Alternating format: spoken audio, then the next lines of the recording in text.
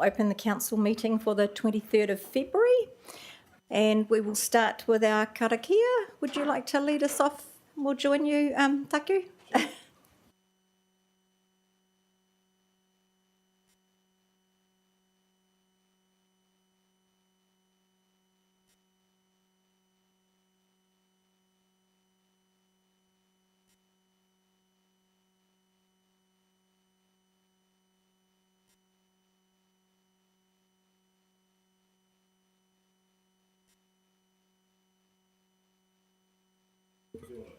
Kia ora. I've got no apologies this morning. I'll note we've got Councillor Nalo online. So we move to public forum. We have got Brian Warburton. Would you like to come forward, Brian?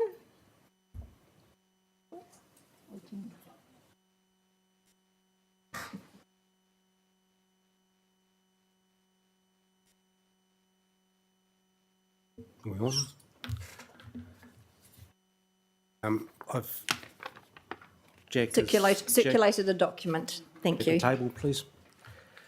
Thank you for the opportunity to talk with the council today. I refer to item 3 of the council agenda, which in turn relates to item 10.1.2 of the recommendations of Te Puni Korero of the 16th of February year. This item relates to potential deletion of the flood hazard maps in the proposed district plan as they relate to Duck Creek.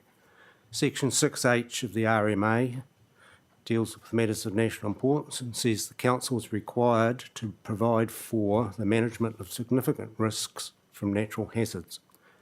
Section 72 of the RMA says that a district plan is required in order to achieve the purpose of the Act. It is not possible to comply with the RMA to have a district plan if there is a recognised significant flood risk and the effects thereto and therefrom are not addressed by provisions in the district plan. This being the case, I suspect you can appreciate why I was astonished by the council officer's suggestion that the flood hazard maps for Duck Creek be deleted from the proposed district plan.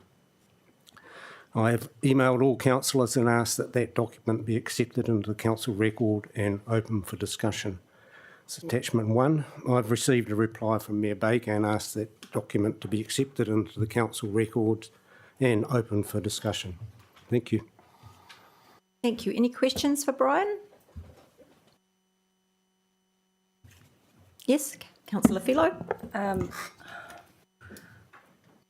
was just wondering if you could expand a little bit. I'm still trying to get my head around the whole district plan and the RMA. Just around that it'd be the third paragraph around the management of significant risks from natural hazards. I kind of just want to know, because my understanding is that the district plan is for, to make sure that we're planning appropriately, but is that what this is saying, that it's also to mitigate risks from floods? Maybe an officer could. You can ask Mr. Warburton a question, that's it. Yeah, so one of the matters of national importance in the RMA, as I've outlined in paragraph 2, is the management of significant risks from natural hazards. So that's a requirement on the district council via the provisions of the district plan to manage significant risks, including flood hazards. Would you like one of our officers to clarify that for you, Nick? Nick, can you clarify that? Yes, so Brian's correct. The district plan does manage natural hazards, and we have a range of flood maps across the city, and Wellington Water are the organisation that provides us with the models, and we are rolling out flood hazard maps across the city for reasons that are very obvious to us all based on what's happening in the country at the moment. It also manages a range of other hazards. Slips is the one hazard that is very difficult to manage, and our district plan doesn't address those at the moment.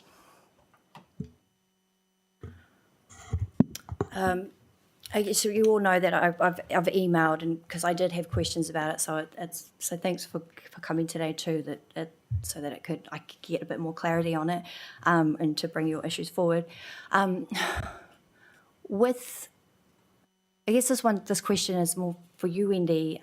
My main question last night, and thanks for replying so much. Thank you for replying to my questions. I am nervous about us being put at risk. So if you could answer this, I think this might be, I've tried to simplify it. If right now, if things were as they were, with the flood map still in, and Duck Creek got flooded and homes were put to loss and damage, would council be liable for the risks right now if that happened?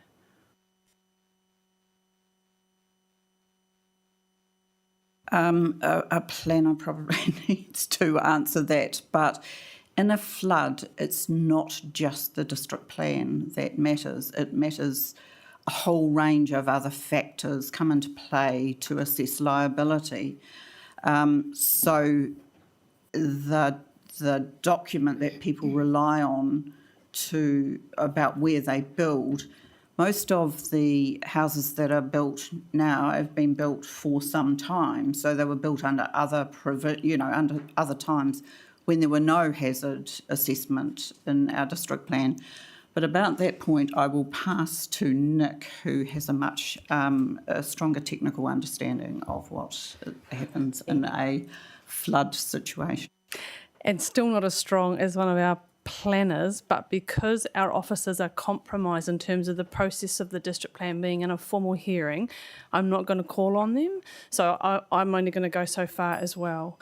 What I can say to you, Kathleen, to give you a level of comfort, is there is always information, whether it be formal in the district plan or informal sitting with Wellington Water, around where water is expected to go in a flood, whether it be in a 1 in 100 year. That's what we aim for, which includes climate. So we have that either, in some cases it's historical, in some cases it's current and up to date. Now behind the planning officers in building and in resource consents always refer to that information whenever they're assessing new buildings, right? In terms of when we're building something new, and the floor levels are all assessed based on the best information we have on the day. And our process at the moment is to get the best information across the entire city, which is a place we've never been in. That last place is Duck Creek. Now, what we are concerned about is that those maps right now aren't as accurate as they need to be to give those landowners confidence. It could be worse if we have information that we know is not right, and then a flood happens and it's not accurate for either them or us to base the response on. So that's the main reason why we are not addressing, why we are recommending taking the Duck Creek information out. It's not to keep it out, we'll get it back in accurate as soon as we can, but we do still have some information that can work. Now, if a flood happens, what you end up doing, it's a property by property assessment that the building code also comes into play, not just the flood hazard overland flow paths and information. So it's an assessment of a range of information that goes on top of the impact that happens on any particular property. And so that's when all those technical experts get involved around what caused it and what information that the property had when it was built. So of course some are very old, and there was limited information available about floods when they were built. And that's why we're doing the retreat policy. The retreat policy is about unpacking and undoing and fixing and helping those properties. So I hope that answers your question and gives you the satisfaction that we want accurate, good flood hazard maps that people can rely on from, with recent information. And if we don't have the confidence that the current information about Duck Creek is good enough, it's not responsible to put that in, and it's best to leave what we've got now and do it well. So is what you're saying, because the information isn't reliable right now, that we could be liable for if flooding did happen? Liability is more complex than just the maps in the plan. It's about when the property was built, what was known at the time that the property was built. So, for example, if the current, so say a house there does flood and it was built 10 years ago, the information today doesn't affect our liability for when it was built 10 years ago. So time and information at the time of the build plays into information about liability. Does that make sense?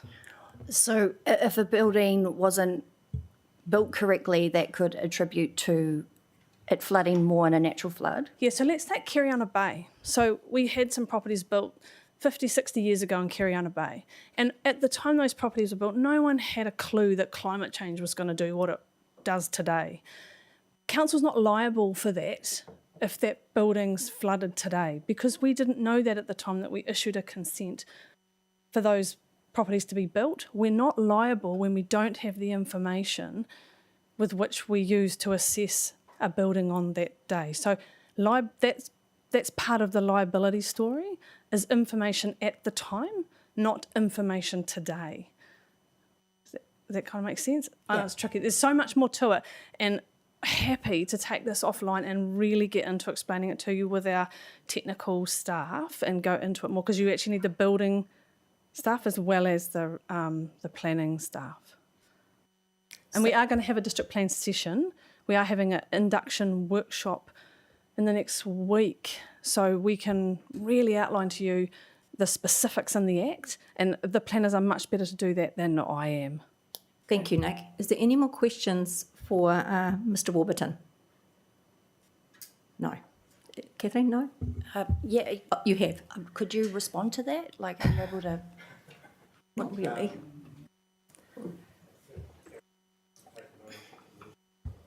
Okay, great, so you're happy with that? Well, thanks for coming. Thank you, Mr. Warburton. Okay, I call for conflicts of interest declarations, please. Who's got a conflict of interest? I have a conflict. Kathleen? Yeah. Councillor Philo and Taku Parai. I'll also. And Wendy exclude Walker. myself. So 3. Thank you. So I'll move those. Second vote. I don't need to. No, sorry. We haven't had one for so long. So confirmation of minutes from the 16th of December. I will move it to put it on the table. Seconded by Councillor Hayward. All those in favour? Oh, sorry. Sorry, Your Worship. Oh, sorry. Yes. Sorry. Matter of Sorry. correction. Matter of correction. Yep. So in here you have Maureen Tagoroa Betham came in to speak on safety in Porirua East. She was actually here for the Northern Ward in Camborne. She was for here for Kahu that'd be Road. corrected. Yep. Parramatta. So. Anyone else got any corrections? Just that one. No corrections, but Madam Mayor, if could we get an update? Would that be all right from you, Wendy, about those, at least the 2 people that came in, Maureen and Dennis, for the workshop? Would that be okay? Not today. No. I've forgotten. Something will be emailed out. So with that correction, all those in favour? Against? Carried. Thank you. Mayor's report. Obviously, the year started off a bit slowly, but our first event was the Bulla Sevens at Porirua Park in mid-January, and I have to say that was a fantastic event. And then we followed that off with some of us doing an advanced reading course at the end of the month, and I've certainly picked up my speed, so I hope the rest of you enjoyed it as much as I did. We had our sister city visit from Blacktown in Sydney over the Waitangi weekend, and they enjoyed a fantastic tour around the harbour, or around the whole of Porirua with Taku as a guide, which was a really enjoyable morning, so thank you for that. And they loved the Waitangi celebrations. So that was our 39th year of having a sister city with them. I've attended the first police graduation for the year, along with having Minister Nash back as the police minister. We congratulated Barbara Edmonds for becoming a minister and her ongoing support to Porirua. Then the council did a tour of Wellington Water and the network sites, taking in the water treatment plant, the reservoir, Tangari Drive and our upgrades, and that was a really good trip for the councillors that could make it. Wendy and I attended the Metro sector meeting in Hamilton to discuss just issues that are affecting all councils. Then Cyclone Gabriel hit, obviously. Porirua was very lucky, but some of the country wasn't. And with the local government, New Zealand, we've been matched up for Napier City Council for helping with donations to their disaster relief fund. So at the moment, we're just asking people to do donations, but we've had a number of people support the flood damage. Obviously, Councillor Wehapi up at the Haurata Marae last week with the support of Ngāti Taua and all the donations, and we had Paul Nation over in Patanui do a big drive. Now Whitby Collegiate have done one, so the city is getting in behind supporting. And then we farewelled Colin Crampland, our CE from Wellington Water for Entity C. So it's been a big month overall. So Taku, have you got a report for us this month or? No, it's been an incredible, particularly the Blacktown visit. Festival was great, but I think there's some areas here that we need to tweak. Just around my observation, I think they're just minor adjustments to the festival. Just minor things where the feedback to me was particularly where the young kapahaku group from the college was situated when they did their items.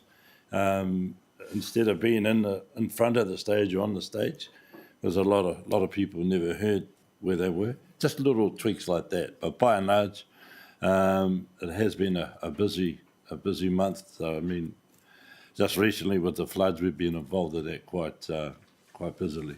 So, kia ora. Thank you. I've got no petitions, so we'll move to committee recommendations. Councillor Trellin. Thank you, Madam Mayor. I'm just confirming that we're moving these recommendations separately. Separately, yep. Cool. So I'd like to move the committee recommendation from Te Puna Kōrero on the 16th of February 2023 on the setting of speed limits on transmission gully link roads. I have a seconder for that. Councillor Leggett and then Councillor Ford. I have a proposed amendment to that recommendation where the report's recommendation refers to 60k, that the figure is replaced with 70k. And you have a seconder for that. Councillor Wehapi. So I'll put that. All those in favour? Aye. All those against? Point of order. Yes.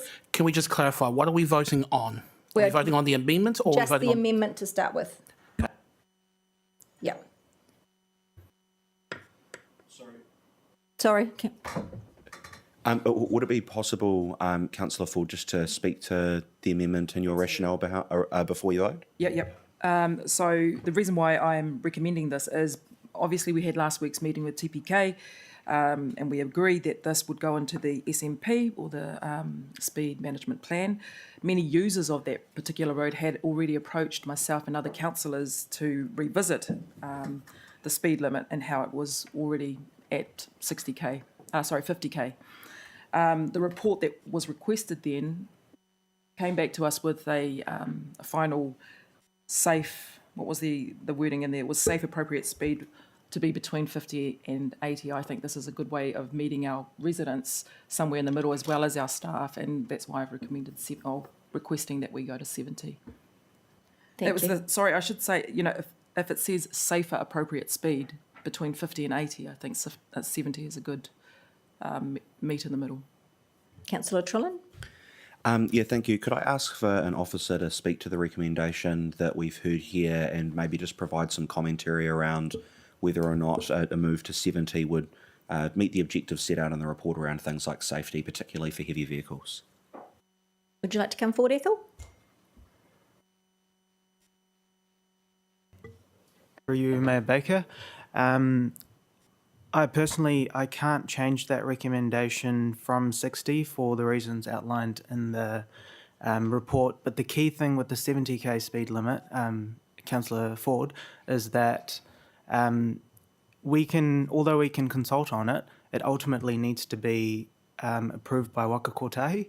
And so they don't recommend putting a 70k forward for the ultimate state. So they say 70 is okay as in an interim form, but it's unlikely that they will approve that at their end. So there is a risk that we go through the whole process and we get to that point for their approval and they say no.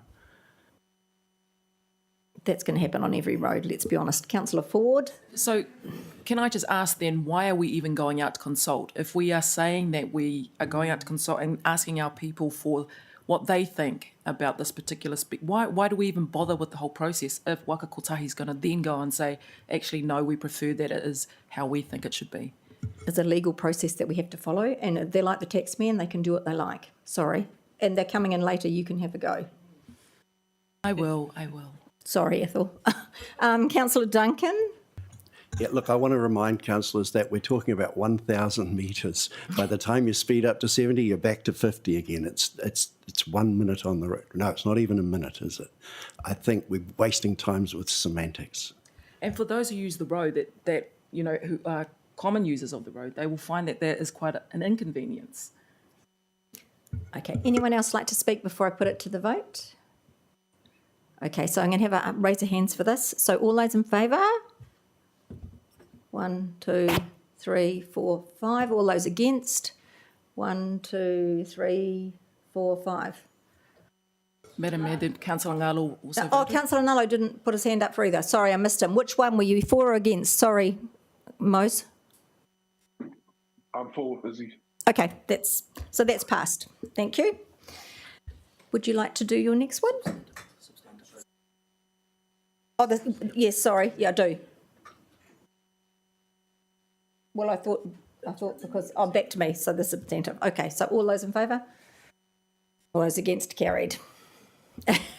Cool. I will now move the second recommendation from Te Puna Kōrero on the 16th of February 2023 in relation to the withdrawal of Duck Creek PDP flood map. Okay. Seconded. Councillor Leggett. Anyone raising anything? No? All those? No? All those in favour? Those against? Carried. Okay, we move to our first recommendation, 11.1, expiry of the brass band. Lease, I'll move it to put it on the table, seconded by Councillor Ford. Do we want officer discussion on this, or have I got questions from people? Yes, Councillor Trillin. Just noting, and this is detailed in the report, that last time this came to the council table, we asked for it to lie on the table. I see there is some discussion in the report around the questions that we asked. I wonder if an officer could just speak to what is in the report. And specifically, I think we raised wanting to know what plans, if any, there are in the long term for this area, to give us a good idea of the specific reason why we're looking to move what is currently there. You? Through the Mayor, what we've tried to articulate in the update section is the council plans. So what you can read there is what we would do as a council. What we haven't put in the public domain is adjoining developer plans, where developers come in and have conversations with the council. There's a gentleman called Paul Robertson who has spoken to the Economic Development Unit about his plans in the area, but we're not comfortable putting that into the public domain. We don't think that's appropriate. So we've stuck squarely to what we've got. We don't have the money in the LTP at the moment for the pathway that we've talked about. That's a vision, but we've been quite clear that that's a piece of reserve. And within this building, our vision is that that would be returned to open space to support the public and the developments that happen in the private domain. Is that clear? Yeah, it is. And so I guess what I'm trying to get my head around here is I'm very conscious of the financial position that everyone is in right now, including council with the economic conditions that we're in. We're having to make decisions around projects that we're prioritising. My fear is that we make a decision here with an idea in mind about how we want to use the land, but nothing set in stone. And then we end up in a position where we've asked the brass band to move along and we end up not doing anything with that land because we aren't able to, we don't have the resources to do anything. So I guess I'd like to know that even if we go for the proposed option from officers around the 3+2, is there anything to stop us revisiting this in, say, 3 years after that 3 and decide to actually extend it out further if at that point in time it appears that there is nothing we're going to do in the next few years with that land. Through the Mayor, sounds sensible. I mean, you'll keep it in mind in your LTP conversation that comes up, that here's an area. Would you like to spend money on the public ground in that area? Would you like to do something? But there's absolutely nothing at all that stops you revisiting these decisions. Okay, well, would it be possible, and I don't know if this requires a formal amendment, but maybe even just to have a note that if we are going to go ahead with this recommendation, that we specifically request that this comes back to council through a workshop closer to the time to have a look at where we're sitting with the plans for that land to be able to determine whether or not it would be appropriate to expand the lease even further. Yeah, it would require amendments. Could I get some guidance around what would the appropriate wording for that amendment would be? I'm happy to move it if I'm able to move that amendment. While we're working an amendment out, can we hear from others around the table? Yeah. So Councillor Philo, followed by Councillor Leggett, followed by Councillor Duncan. Oh, I had more of a question. Have Ngāti Soa been consulted around this at all? Not specifically.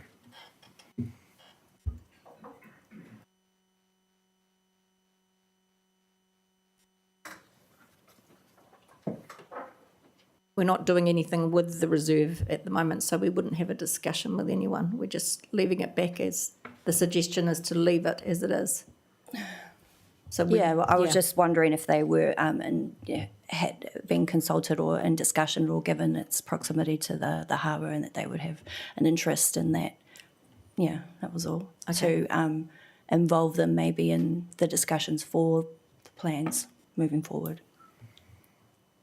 would be my suggestion. I would have thought we would have had a discussion when we had some plans or even thought about it, but at the moment this is just about actually removal of the building from the land. Yeah, Ngāti Tawa would always be involved with the discussion once the land was clear, cool. But at the moment this is just about the lease. Yeah. Councillor Leggett? Yeah, thanks, Your Worship. Look, we don't have any money to be doing anything with that land in the foreseeable future. Our infrastructure is going to be occupying our minds for a long time to come. And this brass band is an asset to our city. They're not huge, but they've been around. They look after that place well. It's well cared for. And I think we'd be doing the city a disservice to actually move them out when we really have no plans to do other than to grass over this area. I think that's appalling. I suggest we go for 5+5 on it. Okay. And I'd be prepared to put an amendment for that. Okay, well, hold on you. Councillor Leggett? I actually agree with Councillor Duncan as well. I support that move to a 5+5 because even if we go for 3 and talk about, we'll have a discussion beforehand, we are actually still signalling to the brass band that we want to move them on. So I think we should give them more certainty and we can have that discussion towards the end of 5 years. So I think a 5+5 lease is much more appropriate, given that there's no way we're going to be doing anything with that land. We don't have the money. Okay. Before we go to your amendment, we can have a foreshadowed one following up, but I still want to hear from Councillor Weehappy and then Councillor Hayward. Yep. Thank you. Just a question. In the report, it says there is a potential risk for a legal challenge with the 5+5, which is obviously why that is not the recommendation. But can you just elaborate on that, please? Yes, was Is your speaker on? through you. Is your Madam speaker Chair. on? It is. Okay. Yep. There's 2 legal routes to a release, and one is under Section 61(2) of the Reserves Act, where you can lease up to 5 years without going to public auction or tender, which aligns with the recommendation. The other route is Section 61(2)A, where we can go up to 33 years, but it's only where it's for a community use, and there's an argument that potentially the sort of exclusivity of the brass band's occupation doesn't quite align with that, so there's a small risk legally with a longer lease than 5 years. Does that answer your question? Okay. Councillor Hayward. I thank the Deputy Mayor for asking one of my questions. The other one was, have officers prepared any information regarding the preparation of what the space is to be used for should the brass band be removed from site? And if so, has that information made it clear that its intentions is to start work within the subsequent 3 years of the passing of the next long-term plan? If you understand what my meaning is here, what I'm trying to say is, have council officers actually started work on trying to be shovel ready within that 5 year period? Yes or no? No. That has to be a no because it hasn't come to council. That said, officers prepared documentation for bringing towards to the attention of council, and council can vote or amend as it sees fit. I'm asking whether or not council officers have done that work already. They've answered my question. Mm-hmm. My last question is: should the site be vacated, whatever time frame? Have council officers worked on any scoping of alternate sites on council land or reserves to place that building? Because it is, as was stated in the submission from the brass band late last year, that it is a bespoke facility. Have officers done any work on that? No. Okay. So I'll go back to your your amendment at the moment. Yeah, well, actually, I think I'll speak to that first. I think just based on the conversation that I've heard around the table, I think I agree with the reasoning from Councillors Duncan and Leggett. If we're happy to clearly signal that there is a plan for this in the long term, we're unlikely to be able to deliver on that in the short term, that if we go for the 5+5 now, with the idea that, yes, we will develop it afterwards, that gives a full 10-year period for the brass band to figure out what they're going to do long term. I think I'd prefer to support that amendment than the one that I had foreshadowed. Okay. So I will withdraw that amendment to allow, I assume, Councillor Duncan to put the one that he'd suggested. Okay, first of all, I've got Tucker. Yeah, just consider, following on from Councillor Filo's suggestion, that if it becomes surplus, if it at all becomes surplus to the council's need, then there needs to be a conversation with Toa. Yes, Wendy? But I agree with the 5. 5+5, okay. Yeah. The people who know more than I do will comment on this, but as I understand it, this is Esplanade Reserve. It's one of the most protected kind of reserves that we have. We would normally not build on it. We would keep it as open space for all to enjoy. And the most we would do would be something like a playground or something that supported, an amenity that supported the people who may come and live or do business in that area. So we would not build things on it because of the nature of the reserve. So there will be no plans of that type ever because of the nature of the reserve. And I won't speak for Ngāti Toa, but I'm not sure that anybody would want us to. In fact, I think it would be impossible for us to remove that status and get it so that you could build something on it. So all over the country, Esplanade Reserves have these odd little buildings that have popped up as a result of something at the time, and gradually over time they will all be removed because it's not the best place for a building, and we regard it as best as open space with some perhaps some amenity, planting, playgrounds, those kind of things. So that's the kind of future that we would envisage for that reserve area on our waterfront. Councillor Johnson? Hi, I really just want to support the 5+5 lease. I think probably we know there's no money in the pot. We know it's a specialist building, and we know also it's part of a bigger open space. We're really clear about how that space can be used for, but in actual fact, there's no reason why we can't progress other parts of that space while we acknowledge a 5+5 lease.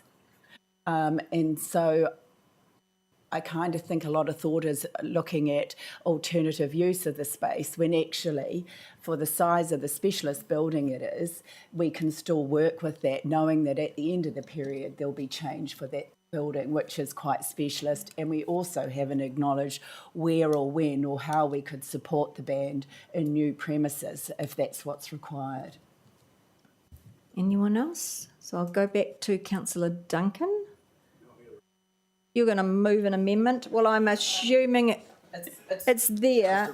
It's just a recommendation, so So can I quickly ask a question? it's just a... Sorry. It's all right, hang on a minute. So you can just move it to change that to say 5+5. Yes, Councillor Fellow. Just a further question. So in 5 years, if we did the 5+5, in 5 years, if there were plans to, and if between now and those 5 years plans did come up, what would happen at the end of that first 5 years? As long as they wanted the lease, they would be able to have the lease. It's as of right. Yes. Okay. You are giving away 10 years. You're not giving away 5 and then a reconsideration. You're giving away 10 years. And if we wanted in the meantime, we'll have to pay quite a lot of money to get them out. So, that's a little bit of the risk that you're buying into. But Is officers' preference in not what they've said, 3+2, but 5+5? No, officers' preference is 3+2. Okay. Councillor Duncan is wanting to move an amendment to say 5+5. So we will move. Councillor Ford. Sorry, Councillor, have you finished your questions? Yeah. Yeah. So if we were to agree or disagree to the 3+2, if we were then, at the end of the 5 years or 3 years, we decided we wanted to continue with another 3+2, is that a possibility? I mean, I just want to know what the risks are, even if we go 5+5 as opposed to 3+2. Through the Mayor, yes, that's a possibility. So if you did 3+2, we'd have it back in front of you again for your consideration about what our plans were or not. But the way we've written the report is if it's 3+2, we've got to do some work with the brass band about helping and assisting them to try and find another space. And I take it our relationship with the brass band is an open communication, that we have a pretty good relationship with them. I think so it's not like they know we're going to... We do. Yeah. Yes. We do. We're completely open here. We understand the value of the brass band, Anzac Day, all that side of things. So, and if you think of the work we've done with the men's shed recently in Plumerton, it's that sort of situation where we all scratch our heads and see what we can come up with in Porirua, but it is not easy. Councillor, we happy? Yeah, I'm going to be supporting the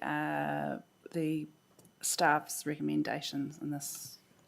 Okay, so Councillor Filo. Yes.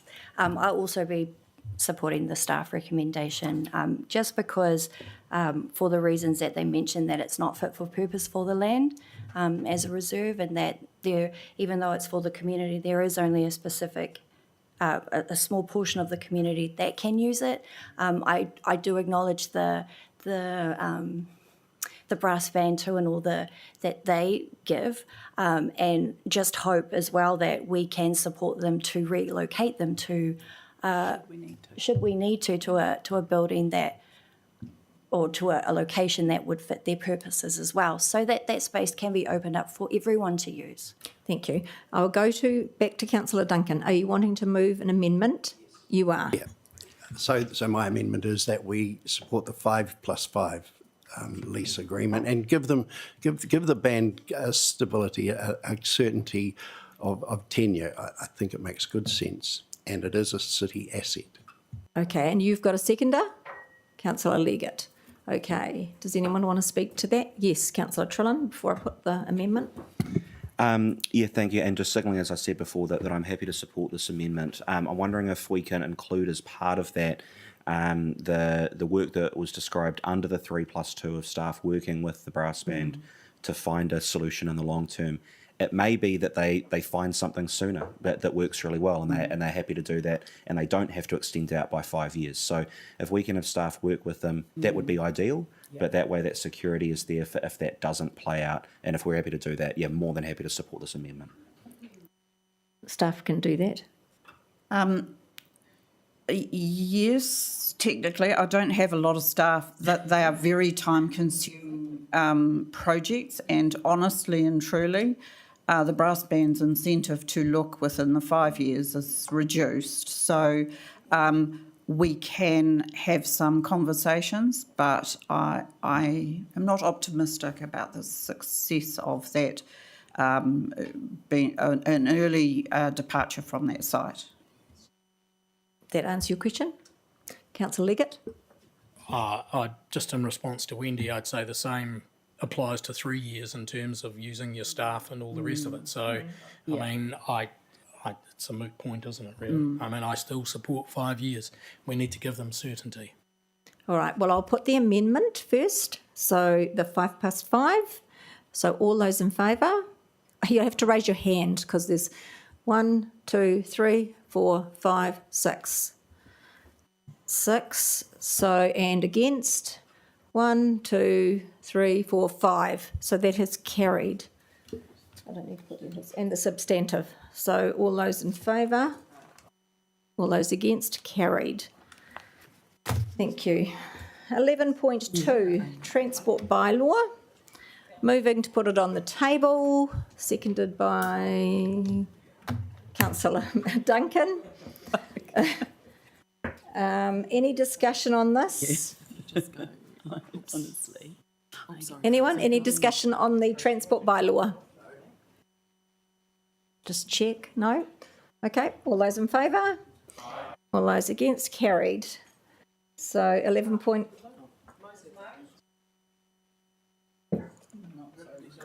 Does he know? Yeah. Point of order. He may be choosing to indicate a vote. I can't see anything from him. Sorry. What did he do? Mose, I didn't see him move. blink if you need help. Mose, did you support that motion? No. Okay, no, thank you. He was against the transport bylaw. Okay. So we need for 11.3 application for Ngāti Kaurahuru to join Wellington Water. So obviously at the water meeting we have agreed to this, but it has to go to each council. So I'll move it, seconded by Councillor Leggett. All those, any questions? Yeah, yes, question. Taku? So what's that? What's the process do? It's just got to go to every member. It has to go to every member council, Okay. yes. Have you had any sort of reflection from from Taranaki whānau? Everybody seems to be in support of this, including all the councils, and Te Atiawa actually have pushed that to formalise this arrangement, because we've had an observer from the Wairarapa who's not mana whenua, so they've been quite outspoken about pushing the formalisation of this. Yeah, because the wording's quite interesting. If you're allowed into the forum, then you have mana whenua type rights. Well, I don't know where that sits with both Te Atiawa and Toa. There'll have to be a discussion on that, because then they'll have the ability to feed into our region, our area around water, and all that sort of. So a discussion will have to be held. Yeah, happy to hear the result of that discussion. Yeah. But my understanding is that Ngāti Kahungunu now are mandated through the Crown, and so that was the kind of moment that the formalisation was possible. Unsettled, iwi that are not settled do struggle to meet the criteria that were put in place 2 or 3 years ago on this. So that was the trigger Yeah. for this move. yeah. But happy to get your feedback, Yeah, Taku. for sure. Okay, thank you. Councillor Philo? Can I just get clarity that this is specifically for Wellington Water and for their region in the Wairarapa? So they would be, Kahungunu would be speaking to their rohi. Well, they Wellington still Water. get to vote on everything at the table at Wellington Water. Yeah. No, I'm just As a trying to group. understand like Yeah. what this paper is, like why it's come to us when it's about Wellington Water. Because we are an owner of Wellington Water.